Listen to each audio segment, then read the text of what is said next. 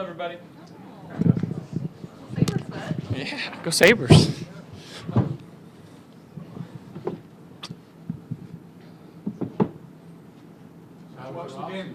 It's been good. It's been great. I did not. I was on a plane, but I landed, and obviously the whole plane was going nuts.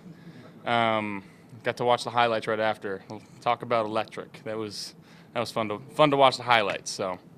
Hang on a second, because there was a picture of you at the game, or no? No, not last night. All right, I saw a picture. I thought that was okay. Doppelganger. Someone? No? Okay. I unfortunately was not there last night. Can you walk us through it, because a lot of people want to know how you're dressed up for it now too. The Sabres aspect. Yeah, I mean, I think again, just for the city of Buffalo, I think it's a better place when the Sabres are playing well, and it being the first playoff game in, was it 15 years? And to go in there and win the way that they did, that showed a lot of grit, showed a lot of heart. It's a team that, again, people I think kind of wrote off at the beginning part of the season. And they've come together rather quickly, and they're playing for each other, and you can see that, you can feel that. I think the buzz in the city right now it's electric, and it's just yeah. We talked about one Buffalo for the longest time with the Pagulas, and it's been fun to watch them progress, and now going into this playoffs rolling. So, Josh, first of all, congratulations. Thank you. Congratulations. Thank you. On the child, man. And just tell us how becoming a father has changed your perspective on football and life in general. Yeah, I mean, I think it definitely changes mindset a little bit. I'm very excited. I do think this is going to be the best version of myself, in all aspects in my professional career and my personal life. It's such a blessing, and I've got an absolute rock star of a wife that's doing so many things right now, and allowing me to be here right now and be with my teammates. So, yes, special times. Did you sleep at all? I mean, no, but I wouldn't want it any other way. It's very rewarding. Why was that so important to be here for this time with the Bills? Again, I think having a new coach, understanding that process, and just trying to be here. And obviously, we got a lot of new guys, a lot of new coaches, new faces in the building. Just wanting to make sure that my presence is felt here, and trying to relay what Joe has in store for us, and make sure that, like I said earlier, I can be the best version of myself and be the best leader for this team that I can be. One of those new guys is DJ Moore. What did you know about him going into this move, and what are your impressions of what he can be? Yeah, we were the same draft class. We spent a little bit of time together actually at the rookie premiere. Way back in the day now, it feels like over 9 years ago, or about 9 years ago. But yeah, he's a team first guy. He's obviously very, very talented, and getting to work with him, and our lockers are right next to each other, so getting just to talk with him. And again, he's got kids. I've got a kid now, and it's like very easy conversations to have, but just to continue to grow that relationship and build the trust on the field, what we're doing right now. And hopefully, we plan on it making some hay and paying dividends come season time. First off, how's the foot? Foot's great. Thank you. Yep. Second, just with all that each year there's something new that comes up about you, and whether it's a child or you coach or whatever. But turning 30, I'm not sure if you're big on birthdays.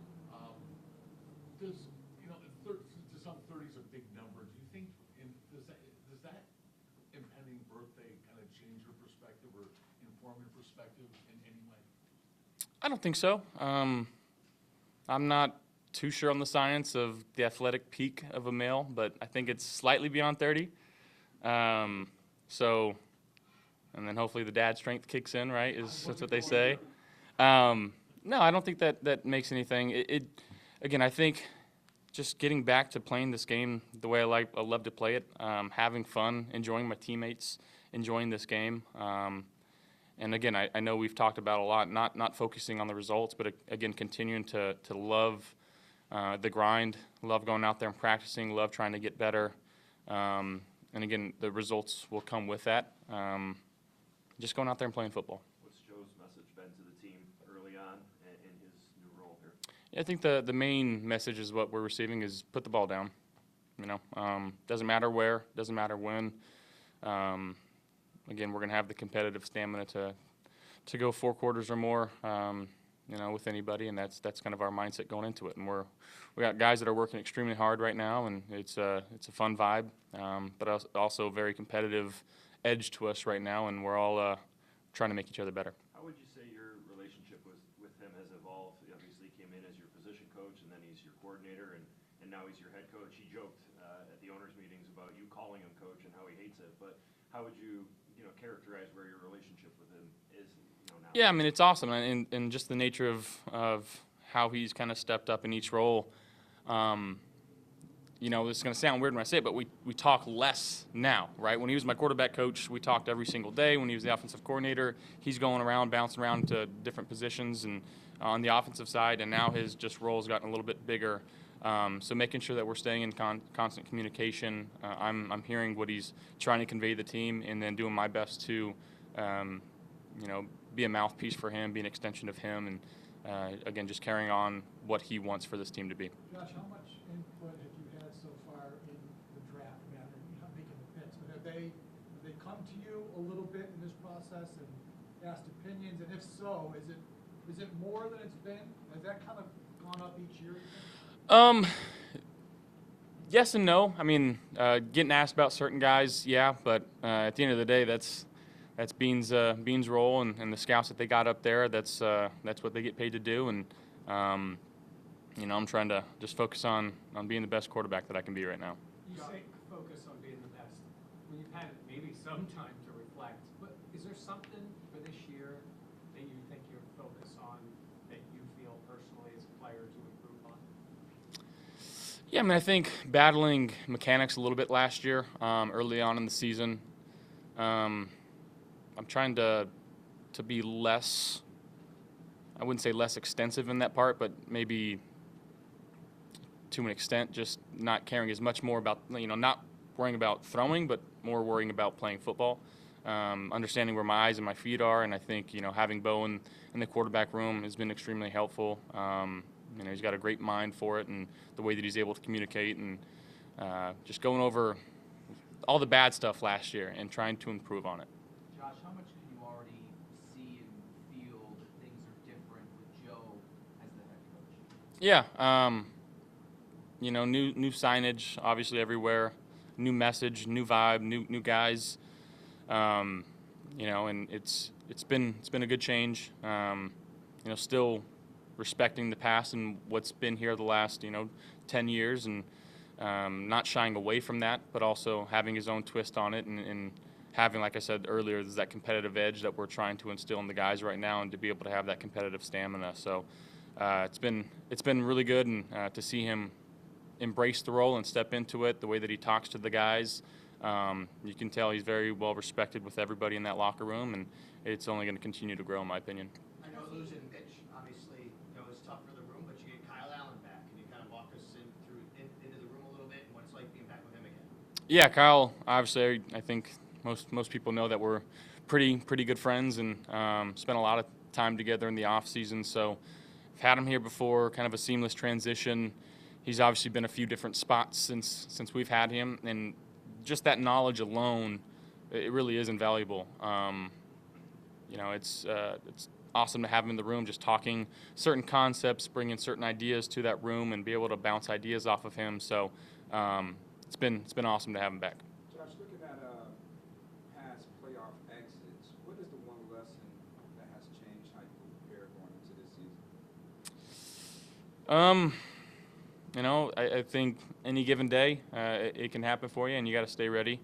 But again, we're going to continue to try to keep giving ourselves chances to be in that spot again, and try to learn from our past mistakes. Yeah. Now that it sounds like it's in the past, can you walk us through the foot injury and the recovery from it and the whole thing? Yeah. Obviously, when see Myles Garrett barreling down at you, it's no fun. Try to put my foot in the ground. It was actually kind of a previous deal that I never knew I had, and it just kind of jolted it loose. And it just kind of, a little piece of bone just kind of broke off and was floating there. So they just went in, took it out, kind of like a, I don't know, small rock. They literally just cut it out, leave it on the table, and sew it back up, and scar tissue will form around it, and it feels really good right now, and I don't feel like I have any limitations. They don't put anything back in there? No. Did you keep the bone? No. Nate, our head trainer, Nate Bresky, was there, and apparently they wrapped it up and threw it away as quickly as they could, and I really wanted it, but Maybe your Steiner would want it. I know. It may be floating out there. Who knows? We heard you got Black very market or involved- something. We heard Sorry. you got involved in Connor coming back. Why was that important to you to maybe I mean, I don't know if I got really involved. He gave me a call, and it was the day before really free agency was about to hit. He basically told me he was saying goodbye, and I was like, just give me 1 second, and I just gave Beane a call, and he's like, I'm working on it. So I didn't really have much to do with it.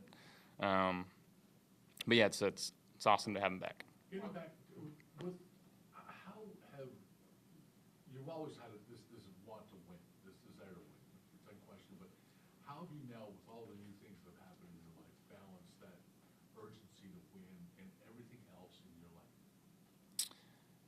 I mean, I think, again, that want to win will never change. The why I want to do it has, right? So why I want to do it, and to show my family, to show my daughter how hard you need to work in order to accomplish something so great. And as long as I play this game, that's going to be my mindset.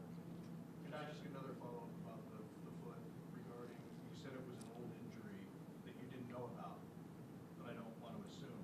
They've got in there and looked at it and found that it was, they could see some old damage, or? Yeah, when we looked at it after that Cleveland game, it was like this wasn't a fresh break. At some point, whether it was 5, 10, maybe even 15 years ago, it had something had happened, and it just kind of calloused over, and it basically had set, so it wasn't painful until I again put weight on it, put a lot of weight on it, and it just kind of jarred loose and kind of broke up all the scar tissue in there. So.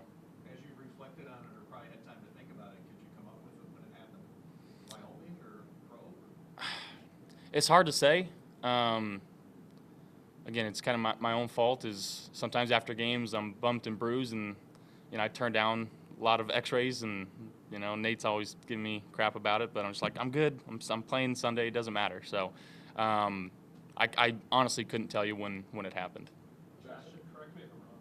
Is Sam Darnold like your best friend who has won a Super Bowl? I know you have a lot of friends around the league, but I would imagine 100%. Yeah. Do you talk to him about? I would imagine that's like obviously an incredible, huge milestone for him. You're very happy for him in that moment, but it's also something that you really want to accomplish as well. What are those conversations like after he's won? And is there any like advice from his standpoint of like, this is what was different, or this is what I did?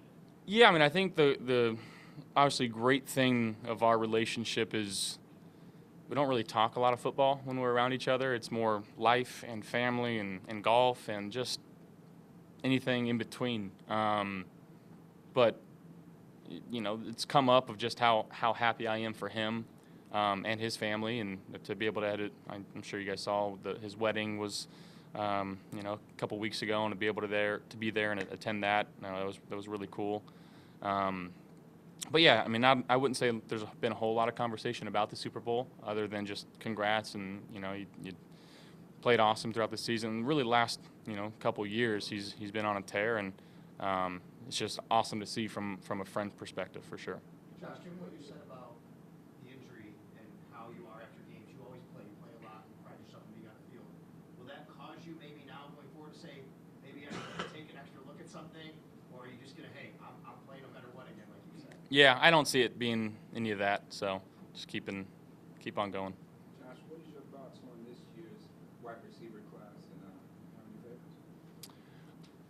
To be quite honest, I've been in this baby bubble, in the baby loop, as I like to call it. So I couldn't tell you what's going on with the draft and who's going where and how many picks each team has. So just excited to welcome our new guys, and I know that our front office has been working extremely hard, and whoever that may be, we're going to welcome them with open arms and try to bring them in as quickly as possible to try to win a Super Bowl. Right. Speaking of that, how will you be able to keep the young guys locked in when it's a championship? What's the expectation? Again, we just want to go out there. We want to play to the best of our abilities, and not worry about the results as much. You mentioned just kind of getting back to playing football. Can you kind of clarify that? Were you overthinking things at times? I don't think so. You have these expectations about what you're wanting to do, and again, at the end of the day, we want to play really good football. We want to win a Super Bowl. I think everybody knows that. There's 31 other teams that want to do the same thing, but we just got to take it one step at a time, and that's all I'm trying to do. Is enjoy this game that I love to play, and try to bring that love to other players, and I think those are the teams that typically win. The guys that are just having fun and playing for each other, and that's what this game's about. What does getting Connor back mean for you and to you? Yeah, the continuity, mic points, protection calls, having someone I can lean on and rely on, and yeah, I mean, just the comfort of his personality too, being able to joke with him and kind of know the ins and outs. So yeah, it's a very familiar feeling. It's awesome. Will you be able to go to game 2? Tomorrow night? I'm hoping to. Plan on it. Awesome. Thank you, guys. Thank you, Josh. Congrats. Thank you so much. Appreciate it. Is it mandated You to good? here for everyone today? No, we're fired up. Were you? I mean, holy cow, that was awesome last night. That was. They been to some Sabres games. That environment was pretty cool. Yeah, that's cool. What was your reaction to, the ups and downs of the game, and then actually the Sabres just sealing the deal? Well, it's interesting watching a team who you're rooting for, but you didn't, acquire the players, or you're not, in charge of anything there. You're just watching as a fan. The interest of Pagula family and everyone else, and we've been there supporting them. But it's a whole nother level. That's the first playoff hockey game I've ever been to. I went to a couple when I was in Carolina, a couple Hurricanes games, but I've been to way more Sabres, and that, I've been to some playoff basketball. Everybody says playoff hockey is different. I would say maybe it's even another level in Buffalo. I don't know. If that's game one, if this thing ever gets to, in any of these series gets to a game 6, 7, holy, you know what? That was pretty cool. That was fun. Game 2. Here we go. Ready to make a trade?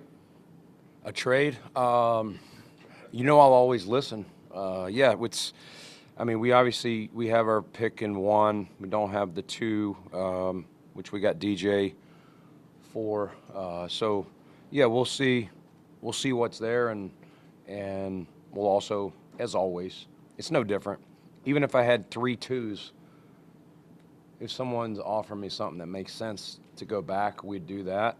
And, we're not going to say it's harder to go up, but, I think with us, you'd never say never.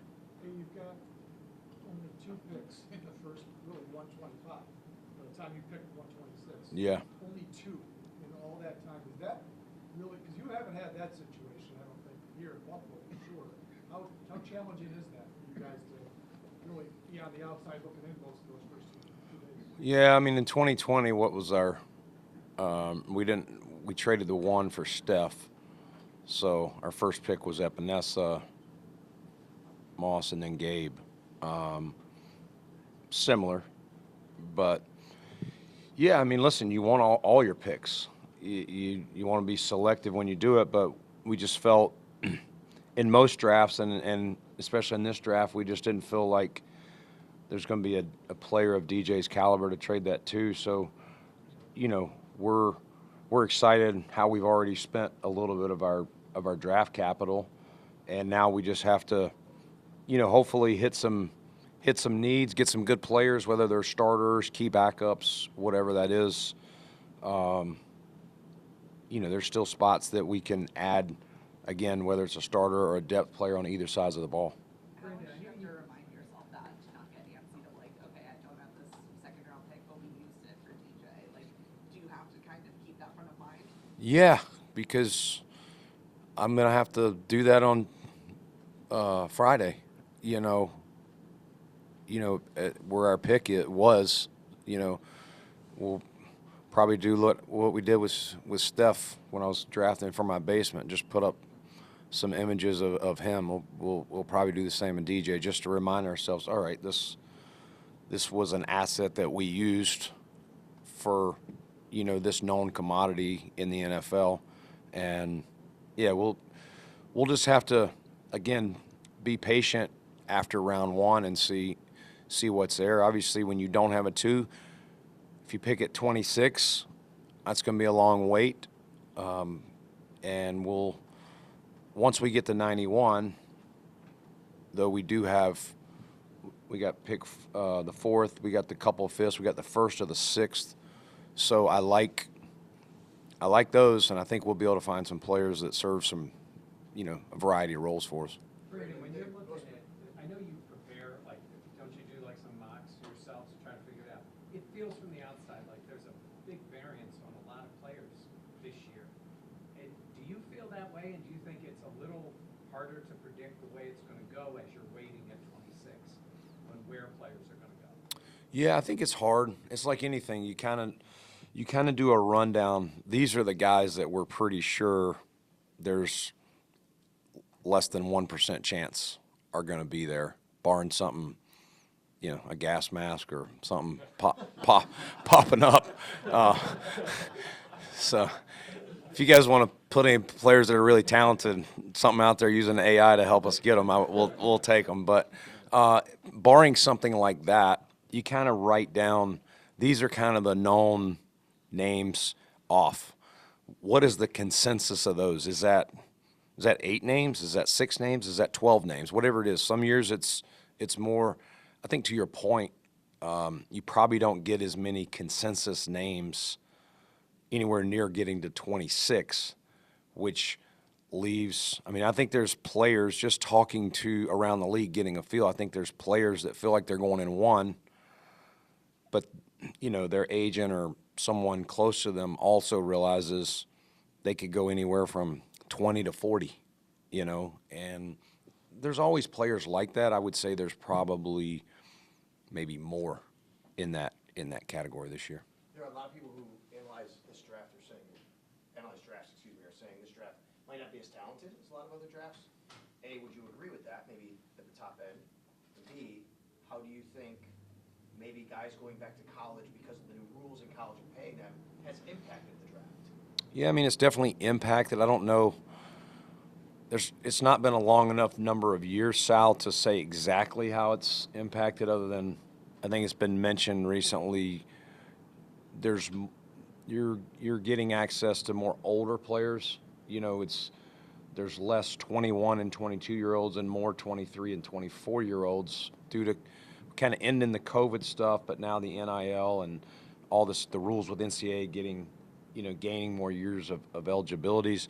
I would say, at the top of the draft, it's not as deep at the top, but I do think there are depths and there are areas in this draft where you can find players to help your team. So I don't want to diminish it like that, and that's on us.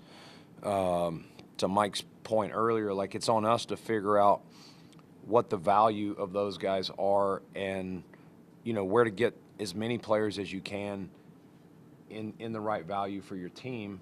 And you're trying to just help your team this weekend. You're trying to, we don't have to hit homers, hit singles, doubles, triple, whatever it is. If a homer falls to you, great. But just continue to find ways to incrementally help our roster, whether it's depth, starters, special teams, whatever it may be. This is your 3rd draft with Joe. I know obviously he's in a different role, but he's been a part of this process with you evaluating offensive players. This is 4th, right? 4th. Was it the 4th? Yeah. Yeah, 3rd one. Yeah. 4th. What has it been like working with Jim Leonard over the last couple of months, integrating him into this process, and what is his role in kind of evaluating all these guys on defense? Yeah, I mean, I think Jim, he brings a unique perspective. He played in the league. He's coached in college, so he kind of knows, he actually knows some of the guys, from his college days, still, whether he's recruited them, whether they were on his team, or whether they coached against him. Oh, I know that guy. So he's brought some familiarity. Joe kind of brought some of that too. He still had people from his LSU days in recruiting or whatever when he got here. So you bank on that. What did you know about the player then? What do you know about him now? And then just I think, Matt, it's hearing his vision for players, vision for, we've talked about this scheme, and one of the things that the new coaches are still, until you get in pads and on the field and things like that, you can talk about a player on our current roster in a position, but there's still work to be done from that standpoint. So we've really just been talking about, how do you see this guy fit? Is this an inside backer? Is this a Sam backer? Is this guy a 4-eye? Like, just kind of going through those. And just like on the O-line, we talk about position versatility. Is this guy a one-hole guy in your defense? Do we think this guy can serve multiple roles? Can he be a stack backer but also provide some rush value? Can he play the nose but also go out and play the 4-eye? Like, just some, so those are the things that, kind of the first run through. But the one thing I've noticed about Jim, excellent listener. It's a leadership trait that sometimes gets forgotten in leaders out there, and I think it's one of the best ones that I've noticed through, the first 2 or 3 months, how long it's been that he's been here, is really enjoys the conversation, not just trying to get his point across, kind of wants to hear back and forth, see different perspective, whether it's mine, a scout's, one of his coaches, anything. I think the process has been really good with him. Joe's a hands-on guy. You guys feel his energy. Like, he's jumped in and out of watching some of the scouting part that I've done with the scouts. He's obviously been in there when the coaches come in. He sat in on at least part of the mock drafts this morning before he took the guys out of the field, just to kind of watch that process. So, it's been good. How has it been going through combine, pre-draft visits, things of that nature, especially in this new role? How would that, change your decision making? How has it been in years past? It's the same. Everything's exactly the same. We went through the same exact process. You're just, the head coach is on the offensive side of the ball this time versus the defense. So, Joe's probably going to weigh more of his opinion on the offensive players, whereas when Sean was here, he probably weighed more of his opinion on the defensive players. But there's still conversations on the other side of the ball. Joe still looks at it, sometimes which of these players would cause me more fear, if I was game planning against them. But other than that, nothing's really changed. Right, following up on, actually, Mario's question, I'm curious, are there any players that you guys already have, so not players that you acquired these last couple months, that you already have that you think schematically will fit better with whatever the future of the defense is? We're trying to all figure out, what is this defense going to look like? Are there any immediate players that come to mind, like, that player might have untapped potential here? Yeah, I think you could sit here for a while and talk about that and go around. I think an easy one is Javon Solomon. He, in our old defense, you would kind of call him like a DPR, designated pass rusher. Javon really found a nice niche on special teams his first 2 years. Had some, some opportunities, but not a lot, as kind of some third down packages or a variety of things like that. I think he fits more of a 3-4, stand-up outside backer than a hand-in-the-dirt defensive end, when we select him. But there's more than that, but that's one that quickly comes to mind. Jay Balai comes from Oklahoma straight out of college to here. Is there some things, you kind of mentioned this a little bit, is there some things that you kind of pick his brain on, knowing the game the college guys are coming into this draft? And do you see maybe a trend around the NFL of teams add to their coaching staffs, more college guys? Well, I think a lot of the college guys are trying to get out because the NIL is crazy.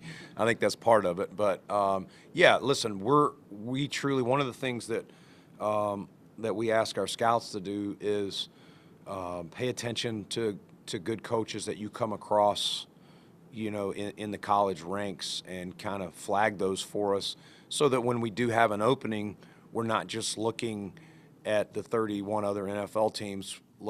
If the best, in this case, the best defensive back coach we think's in college, let's see if he's interested in leaving. Obviously, there's a lot of things that go with that. But yeah, you would, to us, it's like good coaches, good teachers. The positive is kind of what I was saying earlier with Joe and now Jim is a guy like Jay. There was a lot of these DBs that he knew. And again, there's players at Oklahoma or some other schools he's been at that he knew as well. So you're getting some good intel on what type of teammate, smarts, intelligence, work habits that, you know, you can say even more, take it to the bank. Versus the school, you're kind of pairing your sources at schools, making sure that what you're hearing about a player is accurate, but you don't truly know. You're just trying to, you know, as an investigator, well, when you have somebody that's been there and knows the kid, worked with the young man, been at the school, he knows everything about him. When he gets there, is he the first one in, last one to leave? Is he always hurt? Is he, you know, what are the pros and cons? Brandon, recognizing there's all kinds of criteria to evaluate a prospect, what are your must-haves, like the things that a player must clear the bar on to be considered, talking about for an early pick? Yeah, I mean, listen, you could sit here for a while probably and talk about, I mean, listen, obviously you got to be to a certain level talent-wise at your position. Beyond that, like we're looking for, you know, smart dudes. They love ball. Do they bring an edge to your team? Like what, you know, what kind of teammate are they? Like are they, I mean, I could sit here for a while, but those are some of the early things that you're looking for. Not only do they have a talent, but do they make your team better just by adding them, you know, in there? Does that make sense? Yeah. Okay. Brandon, can we get an update on some of the injured guys and how they're progressing? I'll do my best. Okay, I have a list here. Hoyt, Dorian Strong, T-Bass, Tyrell Shavers, Landon Jackson, and Khalil. Okay, one at a time. Okay, Hoyt. Michael Hoyt. Yeah. Hoyt is he's doing well. Like I mean, as far as like not fully cleared though, but he's here. He's still rehabbing, but he falls into that bucket like he's allowed to do certain things, but he's not like full go yet. Dorian Strong. No new update for Dorian other than what I gave maybe at the owners' meetings. Like just it's in a wait and see mode. T-Bass. T-Bass is, if he's not 100, he's right at it. Tyrell. Shavers. He is rehabbing. Dude is here every day. We get out of the sauna at like 6-something in the morning. That dude's already in there doing his plan. Like he's just, as you guys know, a true pro. He's really working hard. But you know, he did that ACL in January, so you know it's going to take a little time. Landon Jackson. Landon's doing well. He's closer than Hoyt, but I don't know like a percentage wise. But he's in that boat of doing a lot of things, but not fully cleared yet. And I think Khalil posted something that he had something done like a couple months ago. Yeah, he had like an ankle type procedure. Yeah, but he was out there today doing some things. I don't know that he's 100%, but he'll be okay. I think that's it. Dwayne Carter. Dwayne Carter, yes. Dwayne he's closer than Mike. Same injury, but not 100% yet. I'm not sure when that would be, but he's doing well. And with Max Harrison, his injuries were kind of marking his rookie season, that he did a rotation at times. What did you see from him that maybe gives you confidence he could ascend into a more solidified role opposite of Christian? Yeah, I mean, had a couple tough, you know, setbacks there. The one in camp, and then the ankle at the end there. But Max is a pro, works hard, does the right things. I thought he showed enough as a rookie that, you know, one thing he's got to do is, we say it all the time, what's the number one availability, and he'll have to, you know, armor himself. He knows what an NFL season is like. He knows what an NFL training camp to a degree is like, and so hopefully, you know, we can strengthen those areas that, you know, sometimes it's just, you know, the knee thing was just a freak deal. But, yeah, it's like where Max is at. And then Jordan Hancock was the last one. Jordan Hancock, I'm sorry. Yes, Jordan with the shoulder, doing well, not cleared, but I think that would be probably closer to mini camp or maybe even sometime mini camp to training camp. Brandon, are there thresholds that prospects have to meet in terms of measurables for you? And if they didn't, would you necessarily disqualify from taking them a certain round? Great question.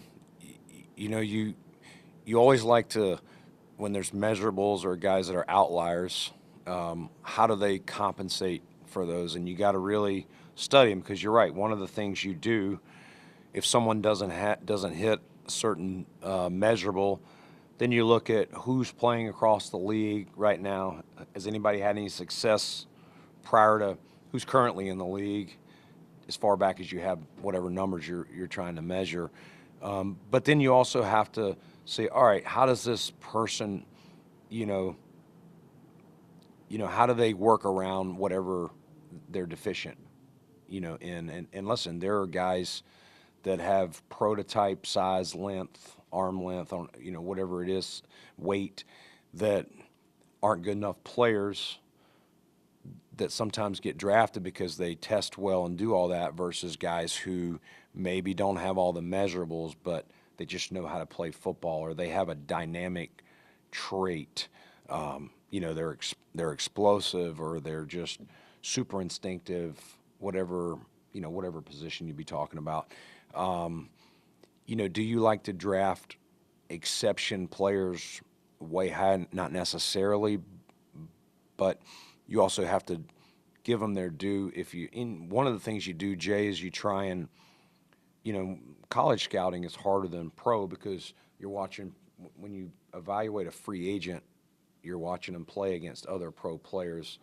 College, who are they going against? And so that's one of the things we look at, whether it's receivers going against DBs, like, is this DB that he's going against, that he's dominating, is this guy having any chance to play it? Like, let's find the matchups that offensive tackle, pass rusher, who has he played against in the last couple years that's playing in the NFL or is going to get drafted fairly high this year? Brandon, what do you see as being different in Josh Allen as he's about to turn 30, and if you reflect back to what he was like in 2018 and how far he's come and what's changed and what's not?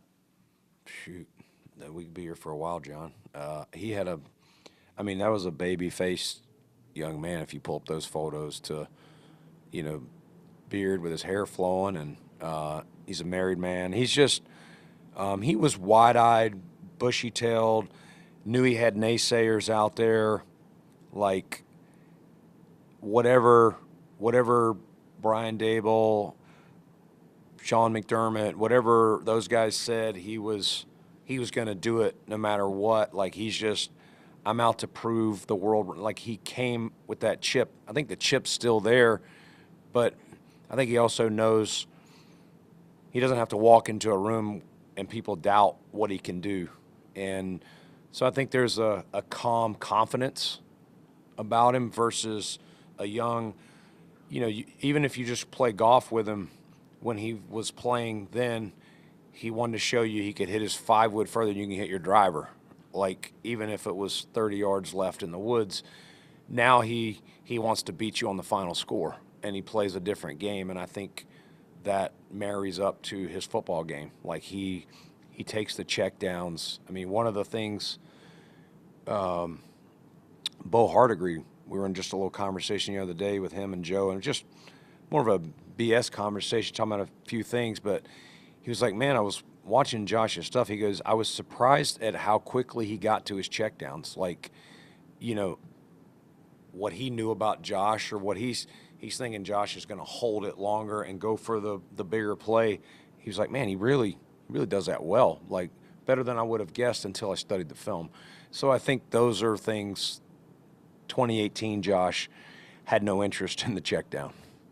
And how have you seen him adapt to all the changes that have come? Like as any person does. I mean, getting married, having a baby. How have you seen him adapt and incorporate that into his career? Yeah, I mean, Josh is he's always had his priorities right. That hasn't changed. His family was very important to him. That was one of the things we learned about him, growing up on the farm and his, how he was raised, his teammates, like he cared about his teammates. He cared about his teammates at Wyoming, even though a good number of those guys would not go on to professional football. He still has, relationships with those guys. He doesn't look at it like, hey, you weren't as good as me. Like Josh was raised right. And so he, just like his parents were role models for him, he wants to do that. He wants to be a good teammate. He wants to be a good citizen in the community. He wants to, give back. He wants to be a good dad. Like he was literally the first thing he told me about, just like how strong his wife was, like for delivering this baby. He was just blown away. Like, man, football's tough. That's another level. And it's just the awareness of that. I'm not sure, my wife probably yell at me. I'm not sure I had that awareness at that age of having my first kid that he has. So. Do you give him any fatherly advice? Yeah, but I'm not going to say it. You've run a lot of mock drafts at this point, I would imagine.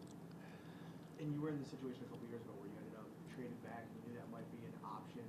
Does it feel like there's going to be that kind of eagerness around the league to get back to that spot before maybe setting up something like that if you were interested?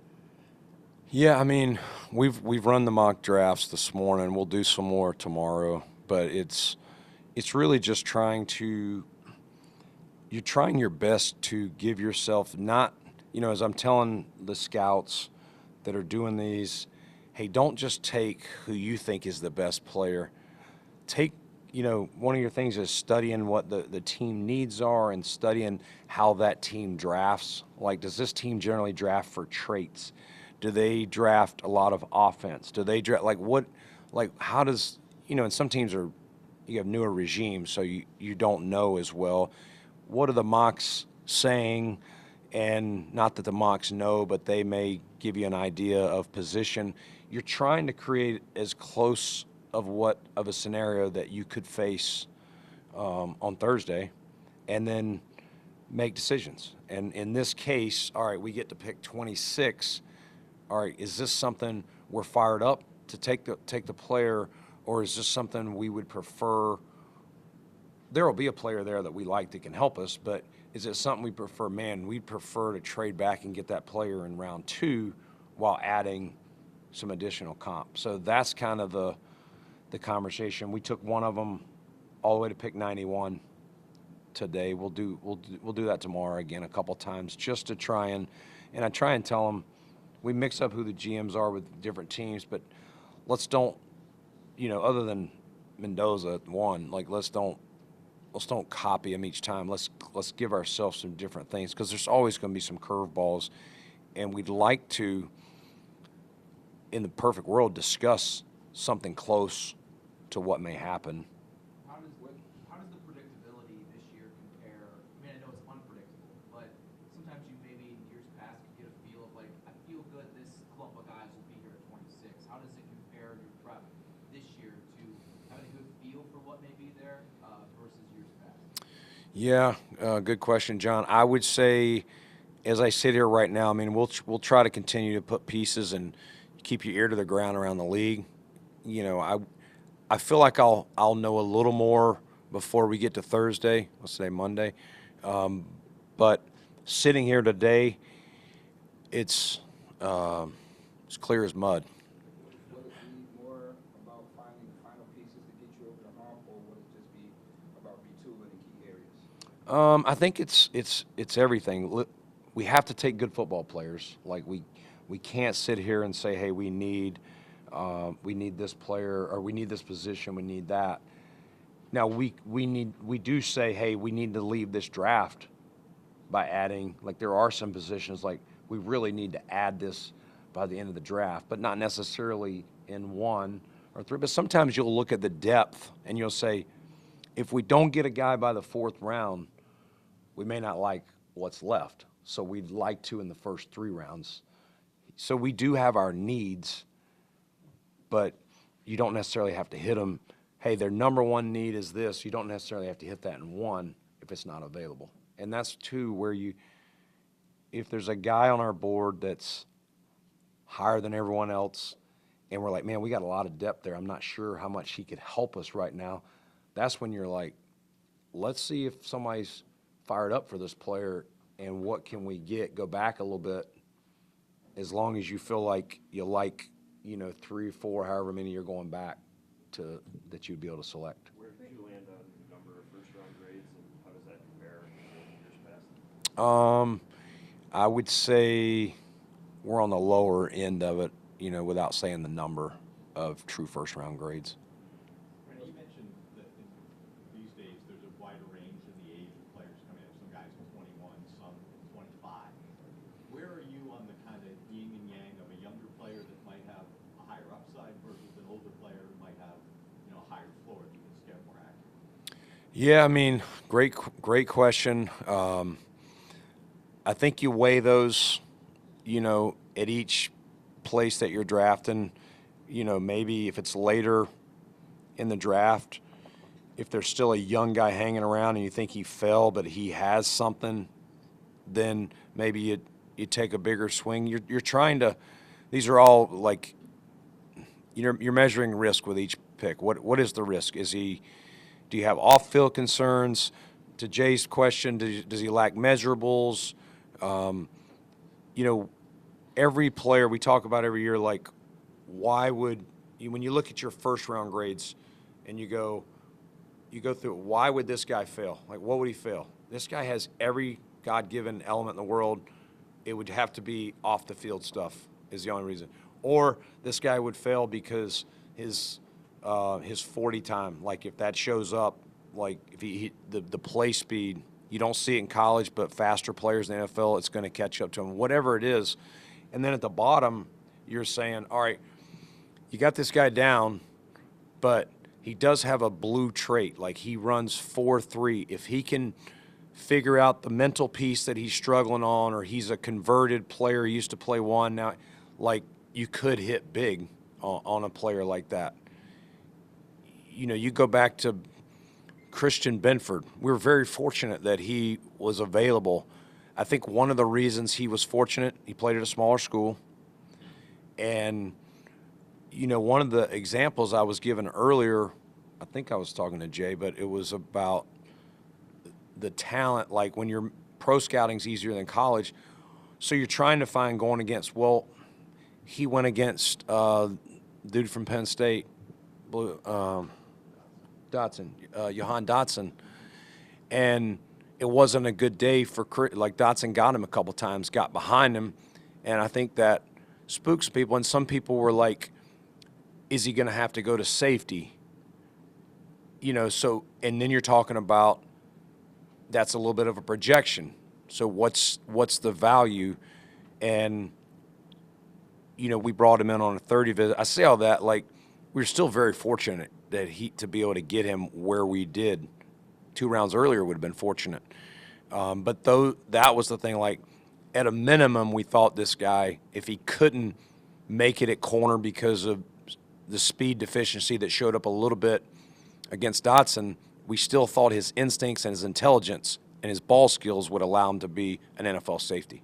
One guy Do you do that anything differently for the short clock in the first round to prepare for that, or do you anticipate anything different coming from having less time with each pick in the first round? No, I mean, when the league did that, I feel like there's a lot of pomp and circumstance with this thing. You do so many mocks, you do so many things. I mean, I'm going to be ready. I'm going to have it ranked 1 to 26, like no matter how the board falls.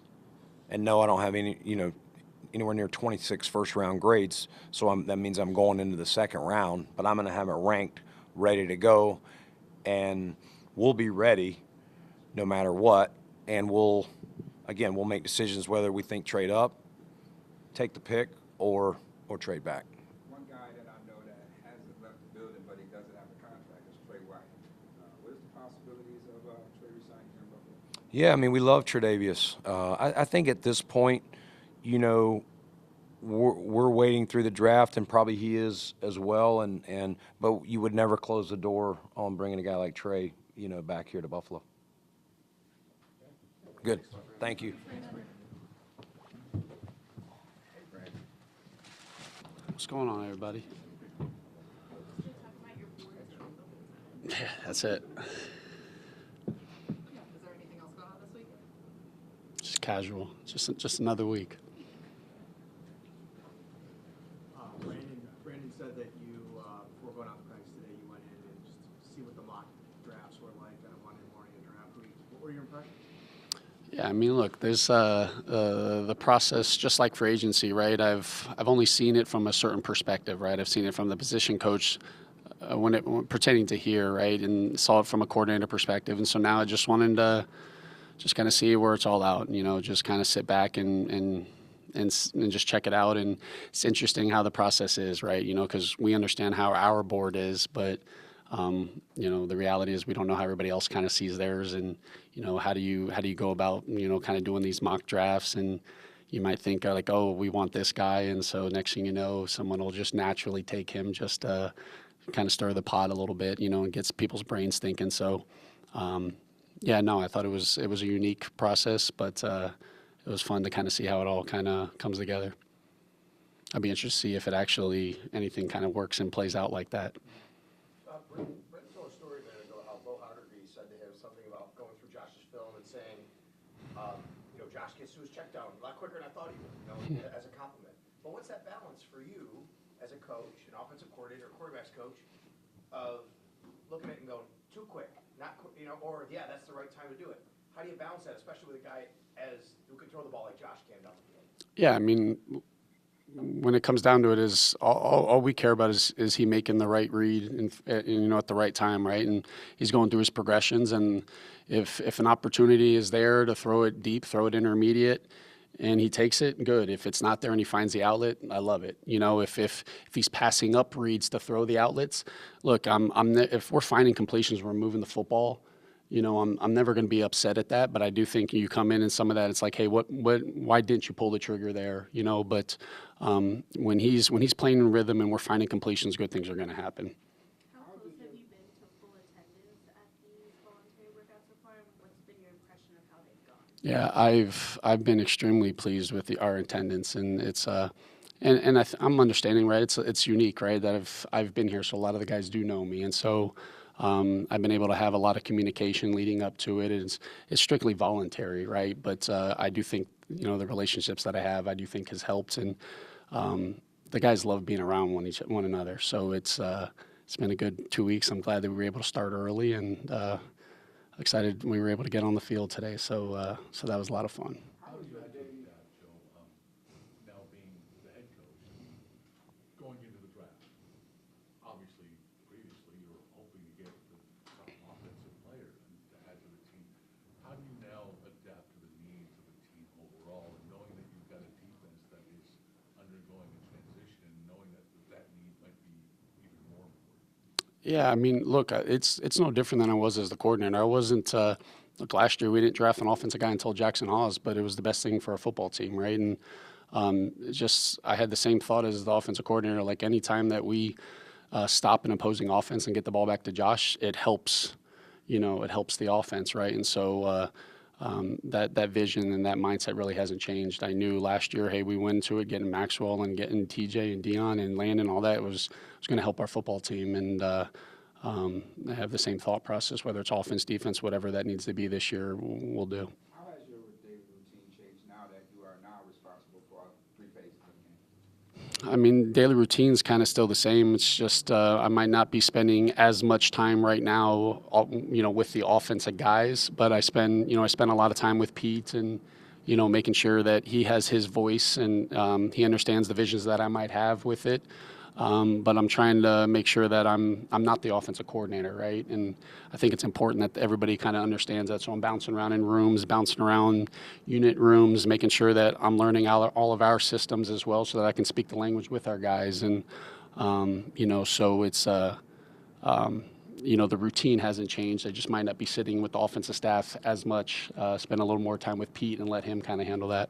What do you think the most important part of the front seven on defense you need to add in this draft? Is there a specific, whether it's edge, D tackle, linebacker, what's the key part? Yeah. I mean, look, I'm not going to sit here and say like, hey, we need this. If we don't get that, then I think we get to the point in the draft, and I couldn't tell you who's even going to be available at 26. That was an interesting thing at the mock draft, right? Like, just trying to figure all that out. Like, we're in a fortunate position that we have, we can play a game tomorrow, and obviously we have some injuries and stuff, but where we can have the ability to take the best players available and sit there and say, hey, you know what? Hey, we have to get this position, or it's, we don't really have that thought process. But anytime we can improve our roster, I'm going to be all for that. What did it mean for you, for Josh, to be here on day one of the offseason program, especially so soon after going through such a milestone in his life? Yeah, I mean, look, you guys know how I feel about Josh, right? And I am fortunate for the relationship that we have, and it means a lot. It's voluntary. He's got a lot going on in his life, and for him to, it's hard for me to tell other people, hey man, I'd love for you to be here, but the guy that I've been, spending so much time with the last few years, if he wasn't here, right? And so that was important to me, and it was a great tone setter because everybody understands how important the organization, the Bills, everything that we do is for him and to him, and that was a life change, and him to be like, okay, but I also got a job to do. I'm going to come be with my guys and do what I have to do. Speaks to kind of who he is. What are the early returns on the way Josh has kind of worked with Beane Joe?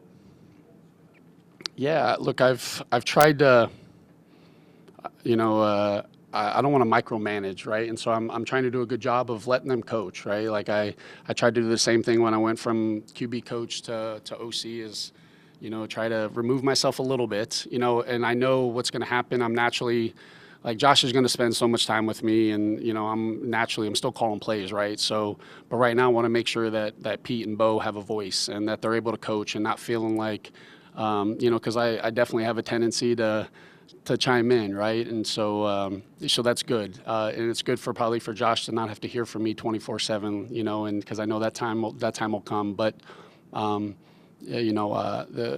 excited about them. I really, and it allows me to go into those defensive rooms and be in the unit meetings because I do have an OC and a QB coach that I feel like are doing such a good job in the chemistry and understanding the connection and the vision that we're looking for. And if we didn't have that, I think I'd be way more involved. And so this is the time of year that we experiment with things and kind of see it all out. And we're figuring each other out, but it's very early. But so far, so good. Being a former wide receiver, right? What are your thoughts on this year's draft class, and what was the experience of getting your first, pre-draft visits in here as a head coach? Yeah, look, when it comes to visits, the football element to me, like you can see on tape, but I'm always so much more interested in what makes them tick, their personality, what do they remember about the game, like when are they thinking about the game? Like there's so many things that I think your game speaks for itself, but I like to hear a lot more about the guys. And is it their agent speaking? Is it rehearsed? Like how can I try to get them off subject? How can I maybe take them off a little bit and try to see how they respond? Just learn their personalities. But I think every receiver class, you try to figure out, define what deep is. Is a deep class really heavy in the first round? Is a deep class ones that in the middle round there's going to be a lot of quality depth? And every class is a little different, and every team kind of views the receivers a little differently, right? And so, I think any year you go into it, there's always a position that, man, you can improve your room, you're going to do it. But I'm really confident in the receiver room that we have this year that, it allows Brandon to be free about getting whoever he feels like is the best player available. Joe, what's the dynamic been with the players, with you now as their head coach as opposed to being their offensive coordinator? Yeah, I haven't felt a difference.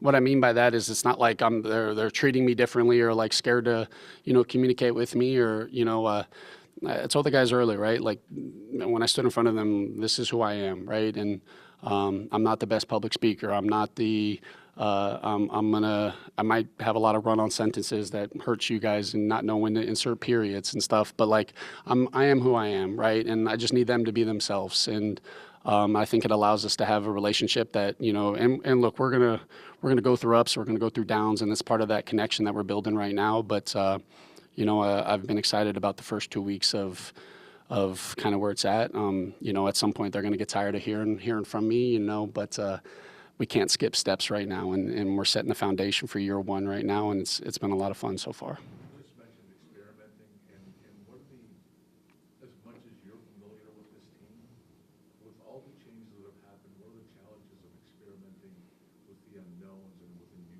group, or what are the advantages of doing it? Yeah, I mean, unknown.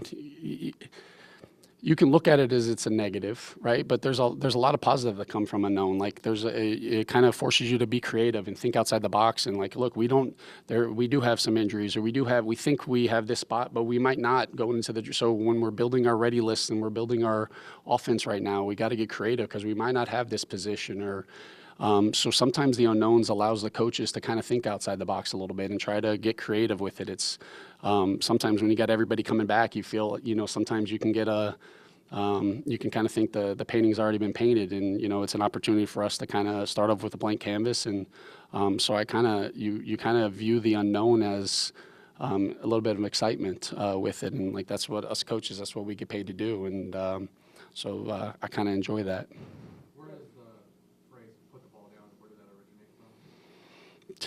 Shoot, I don't know where half the things that come out of my mind come from.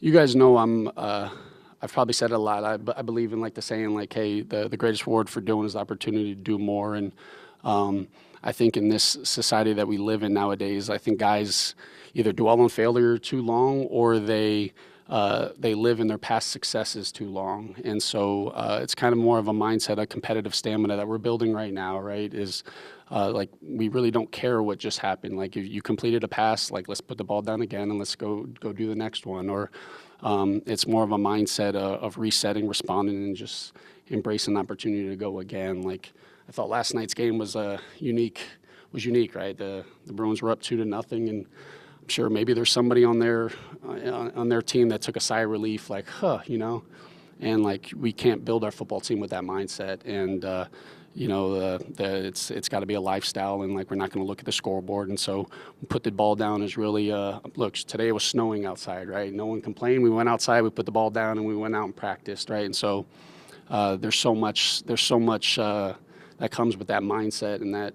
But I want us to not care about the time of the day, the weather outside, who we're playing, any of that stuff. Like what just happened on the previous play. Just put the ball down again, and we'll keep it moving. What's it been like getting to Say that again.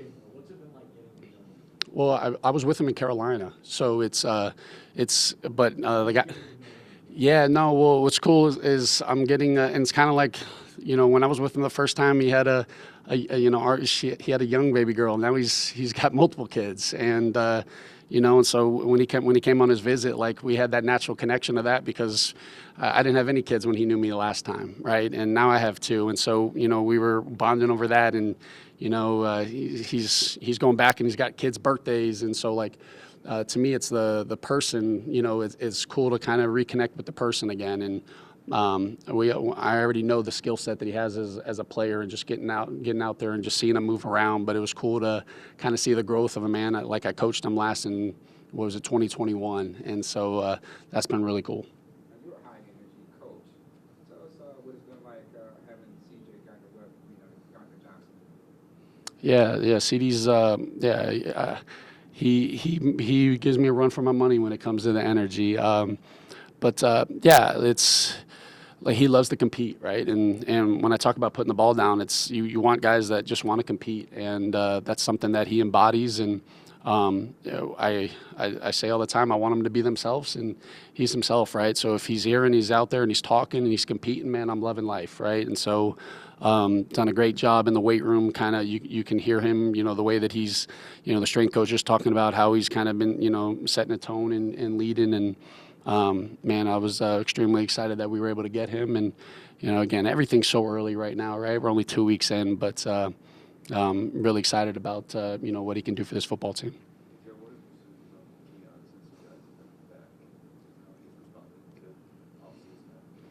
Keon's just been working, and I think again, I'm broken record right now with 2 weeks, right? So you can get excited, but like just I was seeing today, man, I told Cam, man, I love how you're moving right now, and people forget, right? You watched training camp last year, like Cam was like.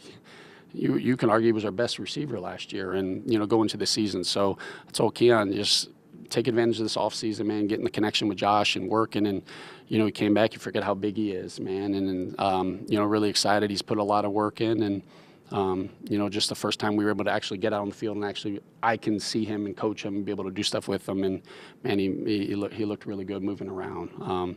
But Keon knows just like that put the ball down, the competitive stamina. It's like, okay, well, now I got to go do it again tomorrow, right? And, but he's got a great mindset, great work ethic right now, and, and let's get after it tomorrow. Brandon mentioned this a little bit earlier in the offseason when we were talking about Keon, but is there a plan to get him a little bit more into the slot this season? What's the path to that, knowing the complications with Khalil kind of manning that spot for the most part? Yeah, I think right now everything is on the table, and I know that's a cop-out answer, but like right now we're still building the systems, and we're going to go through and work some things.